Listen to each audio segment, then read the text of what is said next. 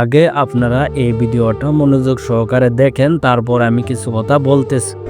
আজকে প্রথম রোজা। এই প্রথম রোজাটা আমি রাখতে পারতেছি না, আর এই কষ্টটা শুধু মেয়েরাই বুঝবে। আপু, আপনি হায়াত চলাকালীন রোজা রাখতে পারেন নাই বিদায় দুঃখ প্রকাশ করতেছেন। আল্লাহ তাআলা হায়াত চলাকালীন রোজা রাখা ছাড় দিয়েছেন, কারণ আল্লাহর পক্ষ থেকে এটা একটা নিয়ামত। আপনি চাইলে এই রোজাটা পরিবর্তিতে কাজা করতে পারবেন, তাতে দুঃখ প্রকাশ করার কোনো কারণ নেই।